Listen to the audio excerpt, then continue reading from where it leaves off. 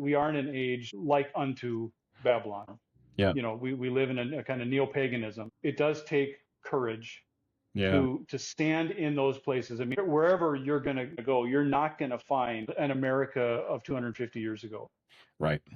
Like, we're in western Minnesota, which is the conservative side of Minnesota. We could step over the border into South Dakota, but it's all part of the same godless trajectory, Yeah. unless faithful people stand in those gaps and strike a blow. And this is why my focus upon like building businesses, doing it with the family, that's not just about like economic gain. That's not just about surviving the current framework. It is about dominion building. It is about taking over the public sphere. And that, as you do that, it does grant you the opportunity to strike really meaningful blows for the cause of Christ, for the kingdom of Christ.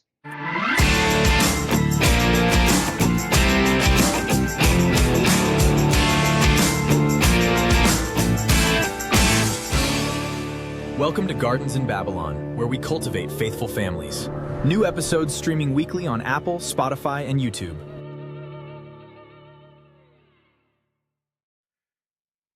The Puritan pastor Richard Baxter took aim at the idea that the home is merely a sanctuary of passive rest, a place you retreat to once your real work is done. To Baxter, the household was an economy in its own right, a covenantal engine where every member, from husband to wife, through the children, right down to the servants, contributed to the holiness or unholiness, the happiness or misery of the entire house. He warned that an idle, slothful mind makes a man completely unfit for the high callings of God. Baxter taught that all true fruit-bearing work is anchored in one's calling, the specific station where God has placed us. For Baxter, labor wasn't merely a means to personal wealth, but a form of high worship. He argued that we must approach our work with total diligence, for to treat our time as our own is to ignore the sovereign who entrusted it to us. Whether through our hands or our management, he insisted that all industry must be directed toward the glory of God. Without that holy purpose, even the most skilled labor is merely, quote, worldly ambition, end quote. And without the discipline of stewardship, our best intentions quickly collapse. To Baxter, work was never dull drudgery for its own sake. It was to be done for the well done of a sovereign master, whose favor mattered more than anything. Redeeming the time wasn't a time management hack. It was the outflow of a wholly obedient life. Diligence wasn't just a personality trait. It was high worship. Now fast forward 350 years, and we live in a culture that has thoroughly severed work from worship and reduced the home to a sterile lounge for consumerism. But Baxter's argument is still true, and today's guest is living evidence of what happens when a man puts those ideas into practice. Josh Streblow is a father of 9, a cattle and hog farmer, and the owner of Carl's Bakery in Granite Falls, Minnesota. But to describe him only by his ledger is to miss the point I want to make. Josh doesn't just run a business. He operates an outpost for the truth. He believes that if the home is a covenantal engine, then the public square, and specifically his shop floor, must be a place where those covenantal values are made manifest. That witness shows up in the quality of his ingredients and their product, but it also shows up when the culture demands conformity. So, when Pride Month rolled into town this summer, Josh didn't retreat into quiet compliance or keep his convictions behind the bakery door. He saw an opportunity to honor the creator's design. He hosted a nuclear family celebration at the bakery, publicly honoring biblical marriage and children as a heritage from the Lord. The response was immediate. National headlines, vicious boycott attempts, and threats of violence from the Tolerance Brigade. Josh didn't flinch, because as he puts it, you can't just build, you also have to fight. And when you fight like heaven. We'll talk with Josh about building a multi-generational family economy and what it costs to plant a flag of Christian joy in a culture that hates the very sight of it. So, Josh Streblow, welcome to Gardens in Babylon. Well, Josh, really good to have you on today. I've been looking forward to an opportunity to squeeze you into one of these episodes based on some of the communication we've had. To my understanding, you are well rooted in the Granite Falls area of Minnesota, and there's a bit of envy that comes when I think about a man like you who's stuck with his soil, with his roots. I value exactly what I think part of what you're going to emphasize, which is building roots. And we really do want that for our family. And that may mean eventually we, find ourselves back closer to some of our family. That would be, I think, a good thing. But I'd love for you to introduce yourself to folks who have no idea. Who is Josh Streblow? I am follower of Christ, father of 9 children, husband to an amazing wife. Who I've had the blessing of walking alongside of for 27 years now. And ancillarily, I am also a baker and a farmer. So those would be the those would be my identifying marks. But I'm also a longtime resident of Granite Falls, Minnesota, which is out in the far western part of Minnesota, out in the hinterlands, the conservative part of Minnesota that weeps and grieves over the insanity that we get drug into through our eastern counterparts.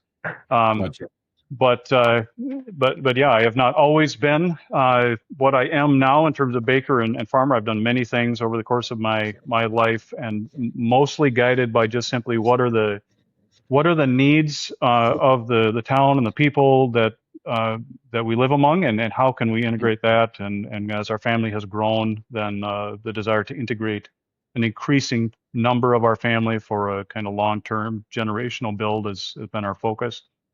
So that's the rough hue of who I am. Well, good. Josh, I think a lot of our folks are going to be interested in how you see your role as a man related to your role as a community member, that you're already identifying and saying we're looking for ways to serve, but as an integrated family, and the Dominion mandate coming into this, building businesses, building something that's generational that you can plug your family members into. Yeah, and maybe just a little, maybe diving into the backstory, just a touch here of why we find ourselves, why I find myself as a baker. So I'm sitting in our bakery right now. It's the quietest place for me to do this. We're closed on Mondays. So one of my sons is here doing some maintenance, and I'm in the front taking advantage of some quiet space. But about 7 years ago now, coming in September, we bought Carl's Bakery here in Granite Falls.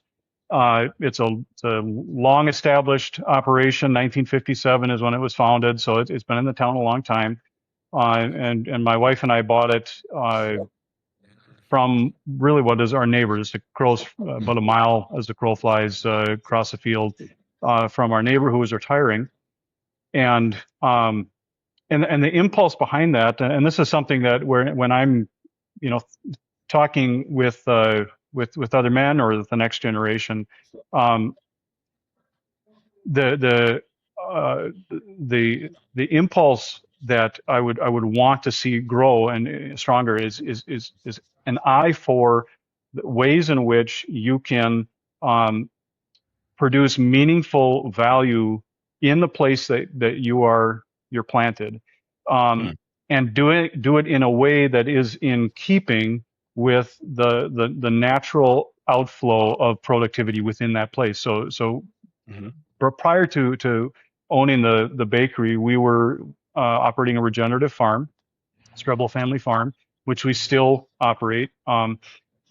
And Well, our exact model of farming is not necessarily it's very labor intensive. It requires a good higher value market in order to get that. And we're out in western Minnesota where conventional farming is the model. You know, the Rule of big the day. massive fields of corn and soybeans and then that and we're raising animals on pasture and integrating all these different elements into the farm. So we need a larger business opportunity to justify some greater scale for the farm, and we saw the bakery as a way of doing that. Mm-hmm. But I go when I'm talking about these ideas, I always go back to that the principle that guided how we farmed, and that was of stewarding in keeping with the particular nature of the thing that we're stewarding. There's probably the guru in regenerative agriculture. Thankfully, a Christian, Joel Salatin, is a man that we received a lot of benefit from in those early years, and he likes to frame it in terms of working with the pigness of the pig and the chickenness of the chicken. Okay. And Yeah. and I think that principle is just a really, really essential principle when you're thinking of the idea of stewardship, and Mm. it flows all the way up to an acknowledgement of God's sovereign hand in and His intent, His design, and you as a Christian particularly are able to link to that Yeah. sovereign order and mature it in a way that is guided by wisdom. Mm-hmm. And so that's how we try to farm, and that's where as we're looking to move outward from the farm, greater opportunity. Kids are growing, and this bakery opportunity came up. We're saying Mm. this is just one of those. This is just another one of those things that links in with a small town, Yeah. and in a very natural way provides just endless opportunities for Mm. relationship building and fruitful building. So When it came to the bakery opportunity, you've been in the farming industry for years, essentially. I understand. How did economically, as you considered the bakery, was there thought of, wow, we're just going to add one more layer of responsibility to our lives? I'm trying to think about it from a practical standpoint. It's going to be labor intensive. Is it going to meet, is it going to pay the bills? Is it going to work? I mean, all of these questions have to cross the mind of a person considering taking on a new business enterprise. yeah, no, it definitely does, and it is a lot. My daily schedule, I'm up at 3 and I'm usually to bed by about 9, so that's my run, and my Mhm. morning at the bakery, evening, afternoon at the farm. But it worked. It worked for. I mean, the scope. This is not something I would advise for everybody, but we have 9 kids. Yeah. I had an adult son who was at a point of transition in his own life, looking to take that next step of what does he sink his teeth into, Yeah. and wanting to make those decisions. And one of the things that as we talked through this, and my son Isaiah is very integral to the business. He and I are the primary bakers, Hmm. but he's taking on more and more of the kind of business development side of things.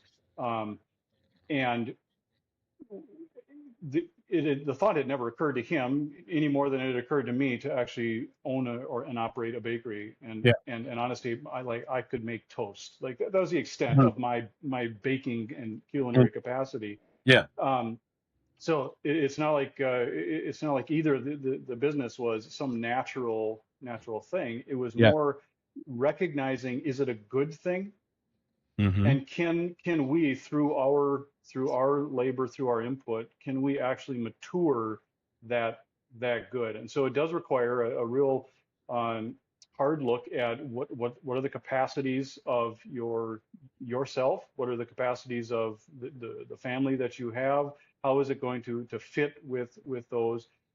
We we love working together as a family. We find great meaning, great value, great joy in working together as a family. And so the idea of taking on a business that's very consuming of Yeah. time and attention was not it's not like it created some great divide in our family life where we're going to have to sacrifice the time that we spend together as a family. I have very long days, but my days are spent with my family the entire Mhm. time. I mean, I'm just constantly working with my family. So the the primary goal and desire that we have to raise our children up in the nurture and admonition of the Lord, to be teaching them the ways of Christ as in the way, um, and to be doing that in an intimate sort of way, so where we understand who they are and how they function. That work that we're doing together is just constantly informing that primary goal that we have. I mean, I raise cattle and hogs and chickens and all these, but more than anything, we're raising up children. Mhm. And so the workflow and the work itself is just a means to doing that more faithfully. But I'd say that kind of keys into one of the aspects that really does have to be considered very much is how do you, first of all, how's your relationship with your wife? How well can you work together as a couple in this, and are you able to pull in that harness? Mhm. uh, like you're pulling in this one harness over here if you're faithfully raising up your children, but now you add another venue Yeah. for all of that. It introduces a lot of additional trouble spots, a Mm. lot of additional personality dynamics that are going to have to Yeah. get sorted out, and how well in hand do you have that? So yeah, there's just so many things that have to be considered if you're looking to take something like that on. You will see there are studies produced. I think it's kind of an annual thing where they'll say, "Okay, this is the cost of raising children today in this world," right? And so it's Hmm. like, you know, you're going to expend this many hundreds of thousands of dollars to raise your kid, and then, well, if you add more kids, that number times however many Yeah. children you have. Reality says, no, it's different. One, we're sharing space. So we don't all need to have our separate home. We don't all need separate electricity. We can pass clothing from older children on down. We can thrift. We don't have to buy everything new. But okay, so there's that component. But now add to it, we're running a business. Oh, this son or Yeah. daughter can plug into this part of the business and not just become a financial liability to our family, but actually be a financial opportunity for the family. Um, Right. would you speak into that whole subject from your perspective? Right. And that's an essential element to it. If you're dragging your family along in this, then it becomes an unbearable anchor, trying to cajole and drag them into what if you're trying to think in a way that looks multi-generational, that's like looking down the line and saying we want to build something that's going to last. You have to have a vision for that, for something that goes beyond your lifetime. You have to have a vision for that, and you have to have seeded that vision uh, in the hearts of your children. Mm-hmm. And then you're looking at your children and you're saying, okay, what unique ways has God equipped them to integrate into that vision?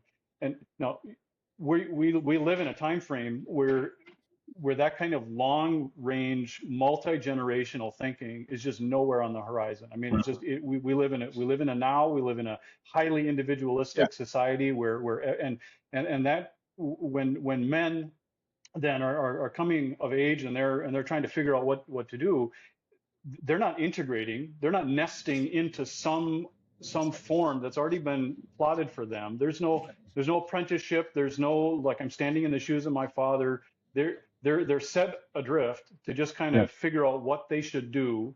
And they're doing it at a point of real stupidity in their life. Like, they will only get wiser from there. They're at a real low point in terms of making really wise decisions. Yeah. And so it's a lot of tossing about.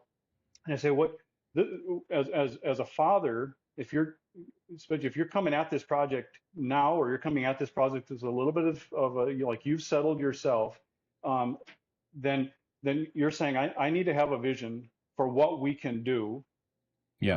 and I need to start planting that, little seeds of that in the hearts of my children. Okay.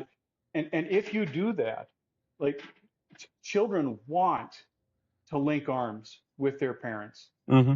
They want that. It's in their hearts to mimic, to follow in the footsteps of their father and their mother. And so you're just like God has graciously, naturally designed the process of children adding to the productivity of the household in the way that He formed the hearts of children to work.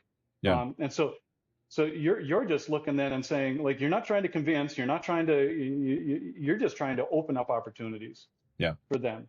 And as you begin to do that, like, you become, as they begin to grow in that, you have a force multiplier. I mean, it's ridiculous how much more you accomplish as a family when you are unlocking opportunities and experiences for your children to grow and develop in productive ways. And this is where, I hear so much conversation about the value of sports or the value of the martial arts, or I get all of that. I mean, that can all be great, but to a great extent, I think all of those, they're mimicking something. They're a secondary solution for what for most of history has just not even been necessary. Like, Yeah. especially in an agrarian society. In Right. an agrarian society, like, you're not on the mat wrestling another You might be young man. wrestling pigs or calves. Which Yes, I'm absolutely. familiar Yes. with all that. Yeah. Yep. Yeah. You're constant, and beyond that, beyond the steers and the bulls and the hogs, like, you're also wrestling with forces that are exponentially greater than that. You're wrestling with nature. You're wrestling with Yeah. life and death.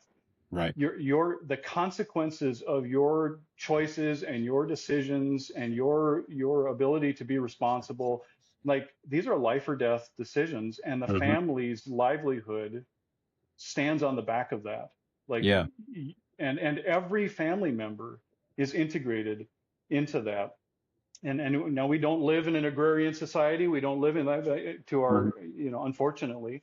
Yeah. Um, but but there are ways, like, we can look at that model and we could say, okay, that's what we're trying to mimic. We're trying to mimic that way of functioning.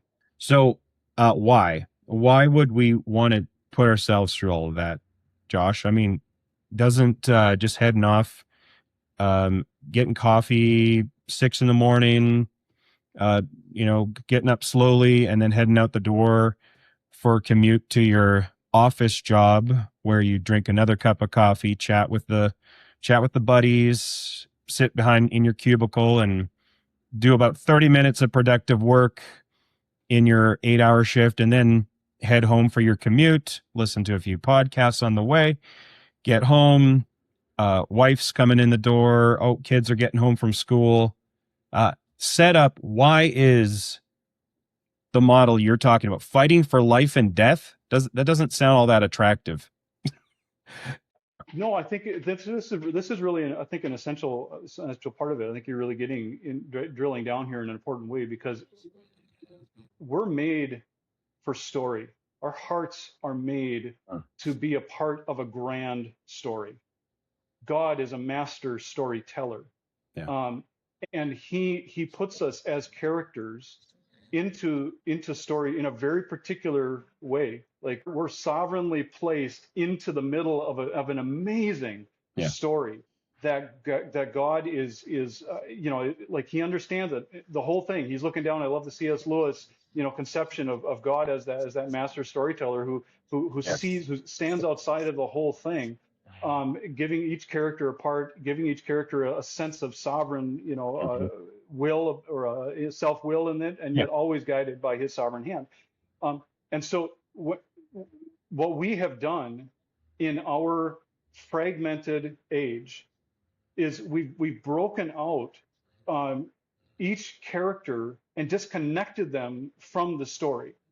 We've made their storyline effectively the only storyline that matters. Mm-hmm. And so each individual is just going about their life in a way that's wholly disconnected, largely, or that's generally disconnected from the people around them.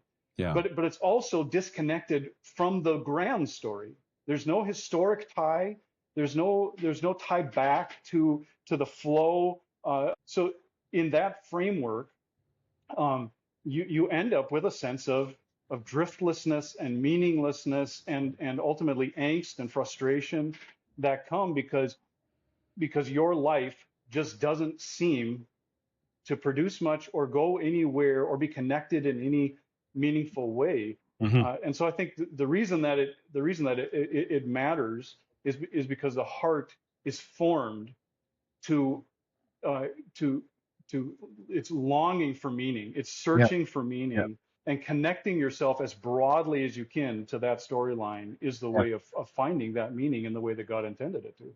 Well, and we're living in the loneliest age, the loneliest Yes. generation. And I think that exactly ties into what you're saying right now. So speak to the man, because this is mainly a series for men right now, although that's not the full point of our podcast. But speak to the man who's finding himself right there. He is that commuter. He's that cubicle worker that really not that productive in the grand scheme of things. I've been there. I worked, and by the way, I worked in a government office, but this was bivocationally. I was also pastoring at the time, but I found myself in a cubicle where I every day thought, this job that I'm doing, if this actually had to make money, it would be failing every single day. Like it was only sustainable because it was a government office. It didn't make sense on any other economic level. And I was so grateful when the Lord allowed us to get out of that situation. But many men find themselves in that situation, and there doesn't seem to be an exit ramp. He's attracted to what we're describing. And in a previous episode, we're really pressing into the idea of biblical commands and principles that would cause a man to say, not only do I think this might be a good idea, something more aligned with what you're talking about here is also an obedience kind of step. So he's recognizing whatever from maybe multiple angles. One, his own feeling of uselessness in the grand scheme of things.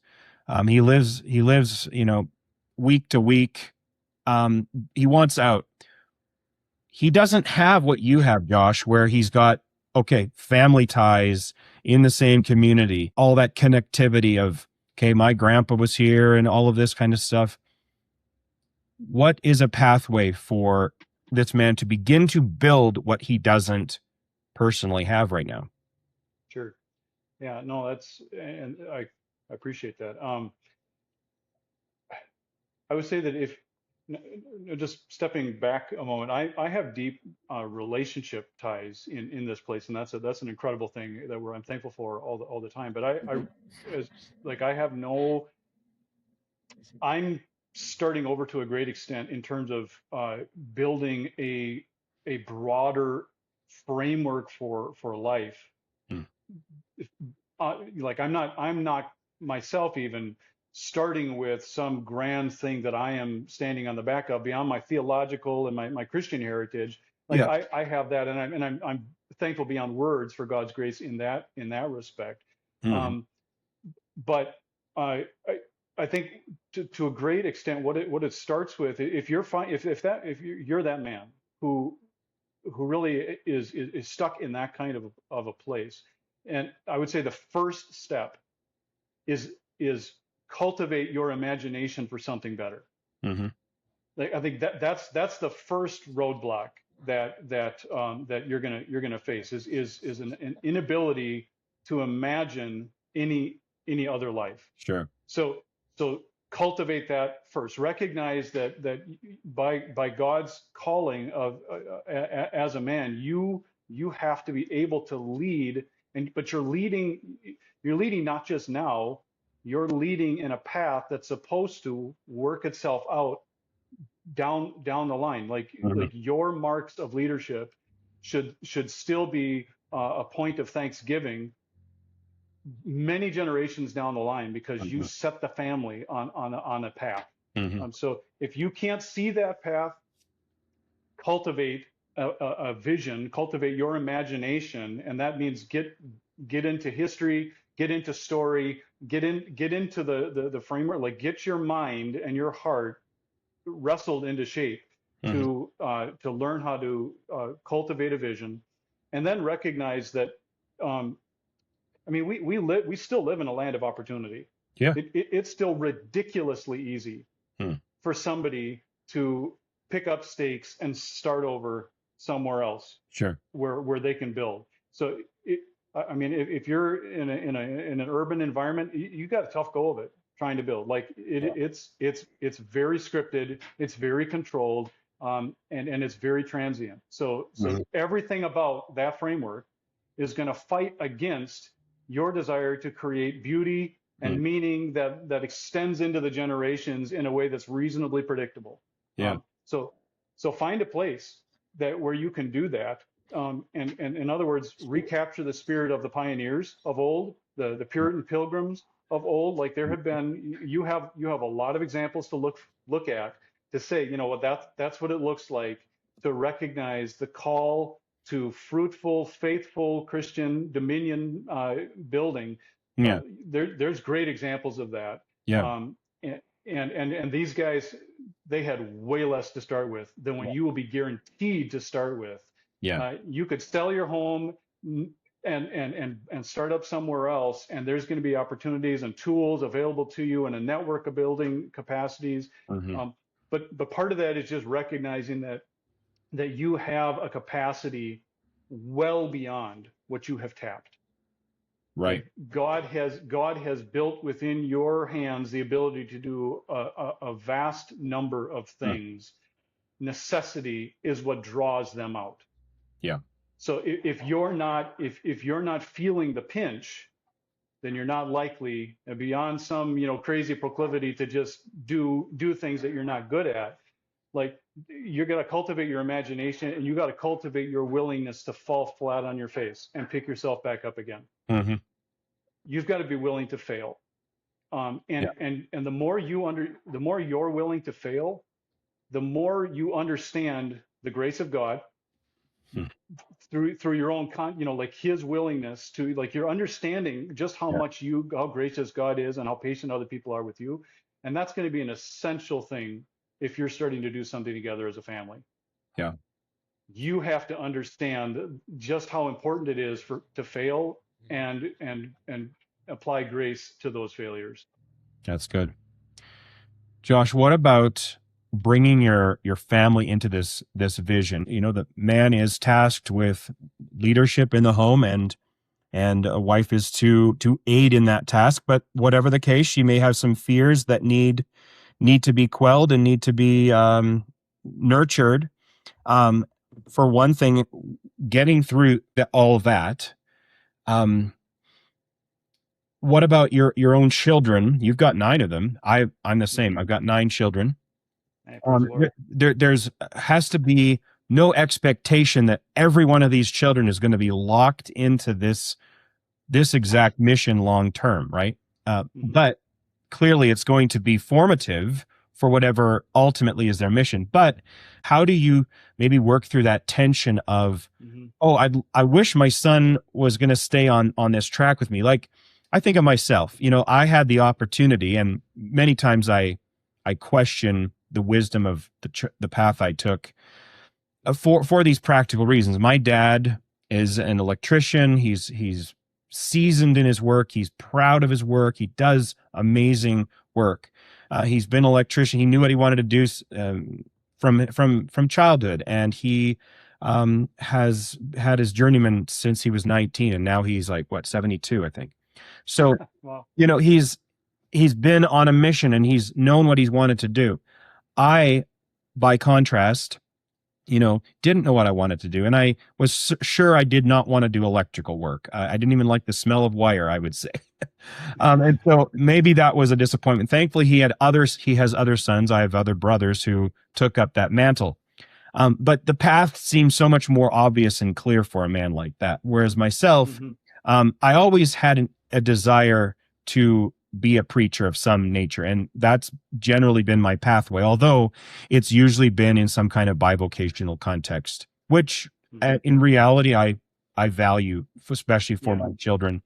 That said, I remember when I was really trying to decide, okay, what do I want to do? I remember looking through college and university catalogs and just being like, is there a course on everything? Because I'd like to do all of this. That was kind of me. I was unclear what I wanted to do. And I still find that I'm sort of a pioneer. I like to launch things. And we started a business and we ended up selling it a couple years later. And,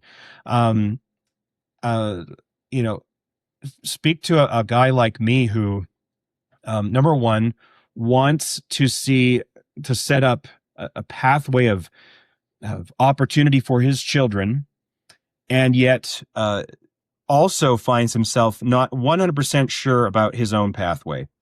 That's me. I'm speaking personally. Okay. Okay. Oh, I hate to lob hard ones at you here, but yeah, yeah. Just trying to find the exact pathway to the center of that question. Yeah, sorry, it was a long one. Winding pathway of questions. Yeah. Well, this is a real dilemma in our age because there are so many possibilities. Like what you faced as a young man in college is really the constant reality in an age of just like almost endless varieties on every decision that we have to make. It's and so it becomes like you can be quite locked up in that kind of decision paralysis because there's just so many choices available to you. And I think when you're trying to go down this path of it's like I want to build something that's that'll last for generations. You're starting with the general, like cultivating that you recognize that this is a good thing. You're recognizing the fundamental good. You want to do it. You're locked in this place. You develop an increasing vision for it. You have to kind of sort out like what are the essential elements in doing that. So location is definitely one of those essential elements. You're saying is the place that I'm at conducive to what I am trying to build. So if I'm looking at from a stewardship standpoint, on an agricultural level, I would say that there are certain things that I want to be able to do with my land. Now I may not be equipped to be able to do the things, like my land may not be suited to that, and I'm not equipped to do other things with that land. Okay, so maybe you've got to start with just a better plot of land. Right. Okay, so get to that location where you think, okay, this is reasonable soil to start planting seeds in. And now you're looking around and you're saying, okay, so what does this place, now that we're here, this is a good place to be. It is amenable to growing things. Now, what does it naturally grow, and what am I capable of growing? Yes. And then just begin to limit yourself instead of leaving the docket, like wide open. Begin specifically closing those possibilities and saying, okay, I could do X, Y, and Z. Now, I'm a visionary kind of a guy. I'm a lifelong entrepreneur.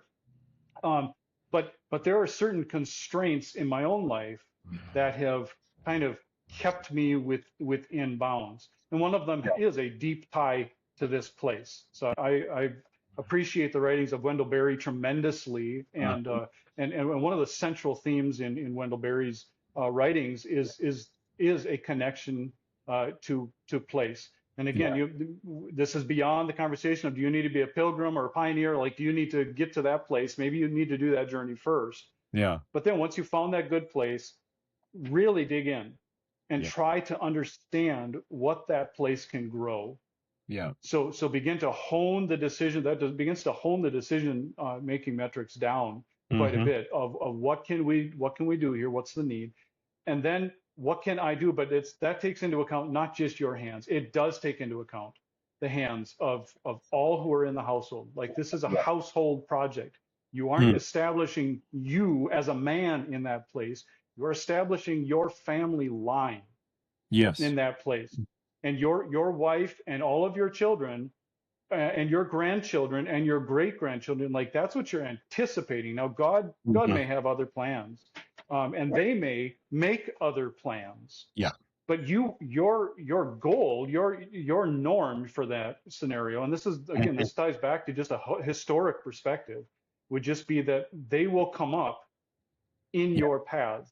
The way that I would formulate it is that you need to understand just how good it is for you Mm-hmm. to link arms with that place Yeah. in that long-term way. Okay, so you've begun to narrow the decision-making metrics down, and now you're saying, how does every part of my household begin to play a role in that?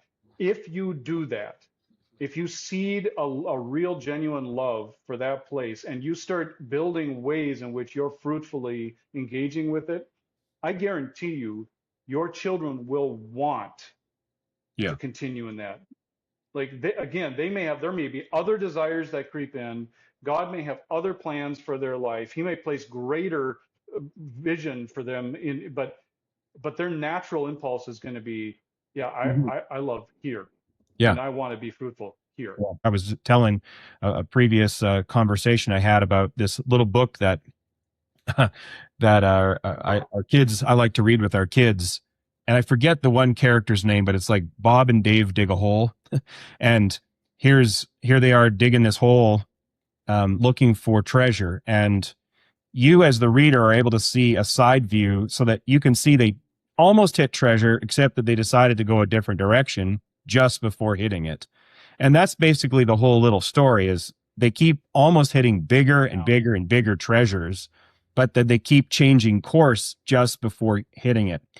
And so how do you wrestle between those two things of, on the one hand, hey, let's just keep moving on this course, inevitably it will bear good fruit. Maybe we use that language. Bear forth, bring forth treasure. Versus, man, we're just digging a deeper and deeper hole here. We're putting ourselves maybe in harm's way, in debt, or just the fears that come with. I have experienced as being a business owner, and it seems to be going pretty well. But what if this? Oh, COVID's come. How do you factor through deciding we're pressing on versus, boy, we got to change course here and now? Yeah. Yeah, and there's going to be a lot of people who are facing this as we're in another kind of we're coming up on another industrial revolution, so to speak, with the technology revolution that we have at our doorstep. I think you have to be going back to the fundamentals. What are basic fundamental needs that people have, not merely to thrive or survive, but to thrive? Yeah. Like you may be in a period where it's just about survival. You may be in that place. We may be in an economic framework where it's just about survival. And of course, that then narrows everything down to basic and essential services and needs and that sort of thing. But the goal for most people is to thrive. And so what are the things that promote thriving? If you're in one of those, like you have to take a look at your industry, your business, and see, is it one of those? Yeah. Like, does it really address something that's very essential for people to do either of those things? And if so, then I think you have great reason to expect that you can weather the storm. You can get through your own errors of judgment, your own errors of skill building, your financial missteps, whatever. Like you can just keep your head down. You'll get through those because this is a good thing. It will come back. Now maybe you're facing that kind of up and down because of those mistakes, in which case keep your head on a swivel for your own stupidity and arrest it. Learn from your mistakes and go. Um, but but then you're also just you also want to create a diverse baseline for your own of resiliency. So Yeah. so you're in that sense you're not putting all your eggs into one basket. Right. As we farm, like we are purposefully and quite extensively diverse. We've had a lot of missteps along the way. We've Yeah. tried a lot of enterprises that have not worked well in the long run for a variety of factors. But the goal has always been to create a significant amount of diversity in Mm. what we're doing and as much symbiosis as possible. In other Yeah. words, these are not disconnected things, but this feeds into that so that there's always relationship between Mm. these things. And again, that's part of what that's part of what keeps the storyline and Yeah. keeps the arc in front and center. And it's part of what actually helps your children to see the story Yeah. unfolding because they're making key relationship based decisions Yeah. as they're looking at what your life is about. And it then, as they grow and mature, Mm. that kind of diverse portfolio of things that you're doing and building and that's what gives you the offshoots Yeah. where you're saying that, okay, now we have this enterprise that needs somebody to really take it. And with the nine kids and my oldest son, and then we have four daughters. One is married, and his son-in-law is living in town, and they integrate in every way they can. Sure. Even though my son-in-law works outside of the family business, they're always just trying to integrate in one Mhm. way or another to that. But I have three Yeah. adult daughters who are still living in our home, and each of them has very unique skills that they bring Mm. to the business. One is highly artistic, and she does all kinds of artistic endeavors around town and here at our bakery. Other just loves the farm, and Yeah. she's just she would prefer to just be on the farm, and I can put a lot of weight on her shoulders to just manage things there. Yeah. And like another one is just constantly looking for relationships to build and skills to learn from those people. Like she's picking up weaving from some older couple who has no one to take that skill and run with it. Yeah. Like that kind of thing is just constantly going on. I have teenage sons who are coming up, and I'm just looking at what new skill can I help Yeah. them learn. And so you're finding all of those different ways, and that burden then begins to move off your shoulders as Mm. a father to be the exclusive provider and the Mhm. exclusive, like the pivot point of the entire project. Yeah. Running a small business is very, very stressful. And I talk to so many small business owners who like they don't want their kids to go into their Mm. business Mm. because they just want to be able to get out of that business and Yeah. retire from it. And I'm saying, like, you made a critical misstep at some point in your fatherhood, Yeah. like because you made it all about you as the pivot point, and you need to step back from that. What are the opportunities right now because of this very thing where there's all these businesses, there's farms that have no one to pass them down to generationally, and there's a desperate business owner, farm owner who would love to find somebody who would actually keep the business Oh, going, keep the farm yeah, going, as opposed to even making a huge ton of money off of it. yeah. What opportunities do you see there? Oh, yeah, those opportunities are crazy right now. I mean, the average age of the American farmer is around 60. Mm. And the younger generation, like if they're coming up in that, they are so immensely burdened by bloated economic realities that just do not favor any kind of sustainable Mhm. farming model. I mean, so uh, there's great opportunities in agriculture, but I would say it's like don't look outside of the conventional model. Yeah. Be look for the edges and the corners. A family can make a full-size family income on just a handful of acres. Sure. 20, 30 acres, and you could make a family size income off of that kind of an acreage if Yeah. you're all pulling in the harness together and you're thinking in a regenerative way.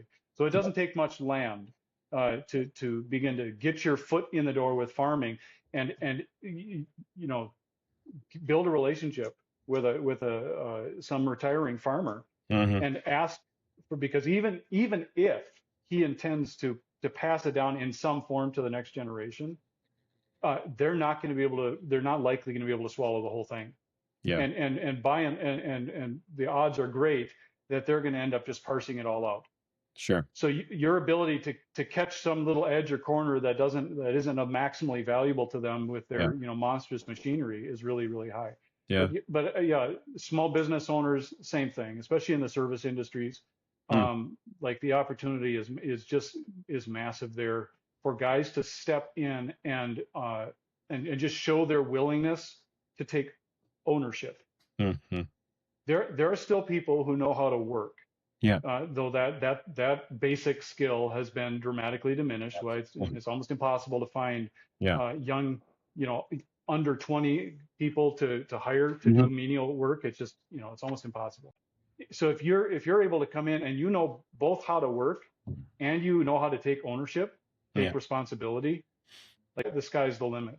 Yeah. There's that basic principle that, is there a man that does work well? He will stand before kings. Right. That's not just a platitude. That is written in the created order by a sovereign God who made it. That's good. So function like that, and step in and just show your willing. Like look for a small business. Yeah. Where your input has an outsized effect upon the outcome of the entire business model. You'll shine and you'll be in the hierarchy. Yeah. Josh, what did you come on here planning to tell us that you haven't told us yet?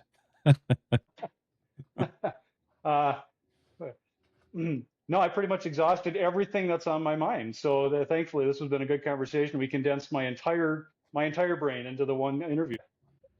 I often like to wrap up a conversation like that because I'm like, hey, we've been talking about all this stuff, but you might have had something that we should have talked about that we didn't get to yet. And I don't know what that is, but yeah. Well, yeah, I mean, our summer's been very full. We had something that, came up here earlier this summer that created a bit of a stir. And that would be just the one thing that I would say to those who are trying to build, your theme is Gardens in Babylon. Mhm. And we are in an age of like unto Babylon, where godlessness is the norm. Yeah. We live in a kind of neo-paganism, and it does take courage to stand in those places. I mean, wherever you're gonna go, you're not gonna find an America of 250 years ago. Right. Like we're in Western Minnesota, which is the conservative side of Minnesota. Mm-hmm. We could step over the border into South Dakota, but we're all, it's all part of the same godless trajectory. Yeah. Unless faithful people stand in those gaps, right, and strike a blow. And this is why my focus upon like building businesses, doing it with the family. That's not just about like economic gain. That's not just about surviving, the current framework. It is about dominion building. It is about taking over the public sphere. Yeah. And that, as you do that, it does grant you the opportunity to strike really meaningful blows for the cause of Christ, for the kingdom of Christ. Yeah. And so, we did that here back in June in taking a stand against the Pride celebrations in our own community with we did a nuclear family celebration at the bakery. No Carl's Bakery rainbow version or for your logo or what? We purposefully promoted the nuclear family and we defined it. We defined it in a biblical framework as one man, one woman, covenanted in marriage, receiving children with gladness. Like that's God's ordained role, designed for the family. What was the reaction to all that?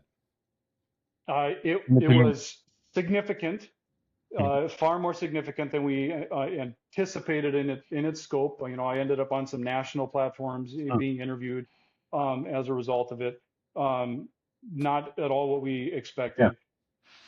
But so this is twofold response in that we both received a tremendous amount of support from people who are just encouraged to see a faithful stand in the public sphere through a means that isn't normal.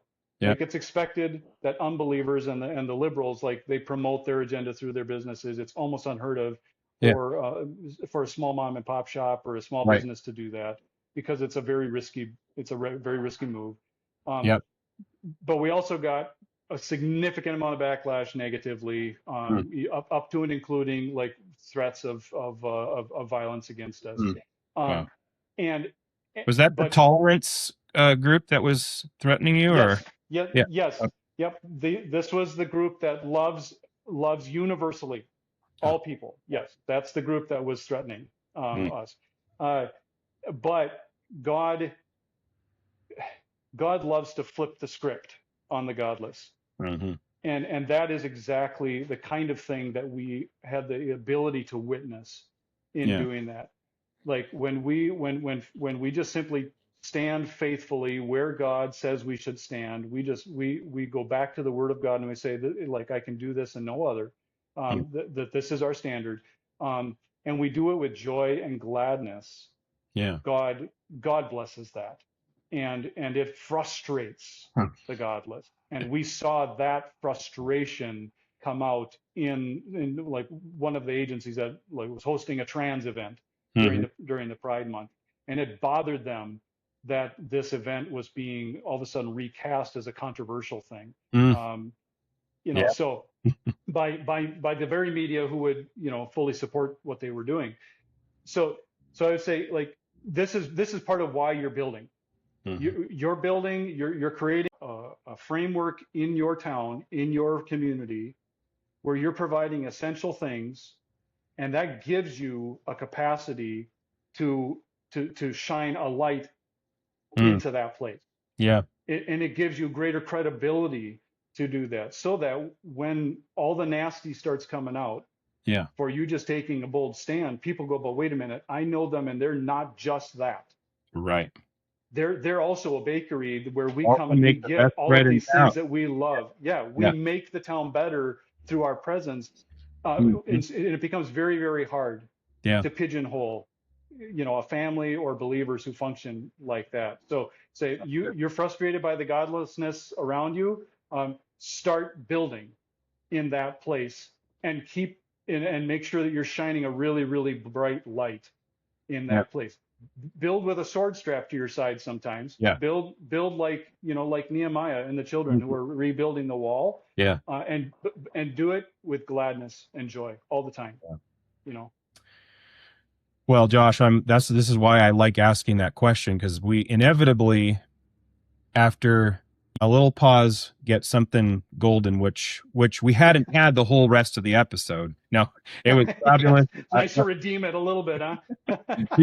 No, but I very much that was a treat at the end. That was very practical, and certainly ties in with exactly the point of this whole podcast is showcasing faithfulness in hard places. And even though right away one might imagine, okay, Granite Falls, Minnesota, sure, it's far enough away from the Somali pirates that probably not that bad. But no, and I've been telling people, here we are in Colorado, and there's certainly progressivism. We happen to live in more of the freedom-loving part of the state, but still there's this angst, there's this anxiety, and where should we move to get away from this? And then you see, oh, Texas, so they're building a whole Muslim city down there, and it's like, you know what? You can run, and I'm not going to discourage somebody from trying to find a strategic ground to take in this battle. But at the end of the day, you aren't going to escape the insanity that is infiltrated literally every corner of this place. What you need to do is start being a bright, flags out front kind of family Yes, that is unembarrassed absolutely. to stand for Christ wherever you are. Yeah, we literally had like our 2 years ago, we did something that was a flag out front in the bakery. It was a Make Small Towns Great Again initiative that Hmm. we did, and that was our first foray into kind of like that kind of public Yeah. backlash sort of a Yeah. thing. And it played out. I'm guessing you're hearkening back to a particular novel when you're in that flags out front. Yeah. And it played out almost exactly like that. Yeah. But I would say, yeah, you can't just build. You also have to fight. You are going to have to fight. But I would say when you fight, you need to fight like heaven. Hmm. And that means you're fighting through celebration.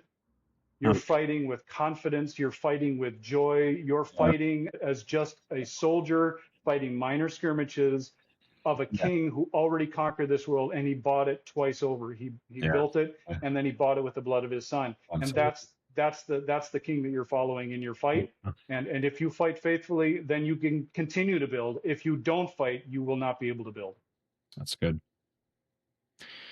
Thank you so much for what you've brought to our platform today. And maybe we can get you back on in the future. I want to begin to do a lot more stuff on just the family economy. That's maybe more of a once a month drop where we drop content specific to how to build family economy and very practical stuff from all different angles, from the financial perspective to multi-generational to individual businesses being showcased.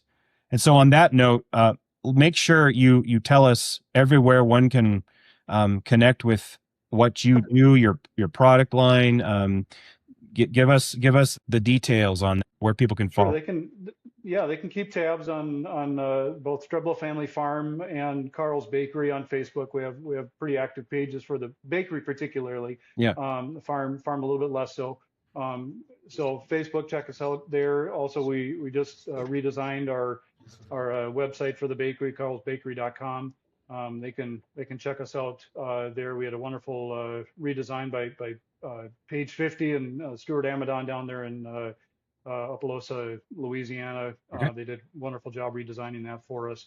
So yeah, they can check us out on those, and if they're ever anywhere close, they can stop into the bakery and load up with both products off the farm and products made from scratch that morning, and they will not go away disappointed. I guarantee it. So excellent. Well, thank you, Josh, for what you do, and we just say keep cultivating and planting, and we know that God will give the growth. So yeah, you likewise. I look forward to further intersect and maybe meeting one day. So absolutely, it's been wonderful. Okay, well, God bless you, and get Thank back you. to the productivity over there. Yeah, I intend to. All right. All right. Bye-bye. Yeah.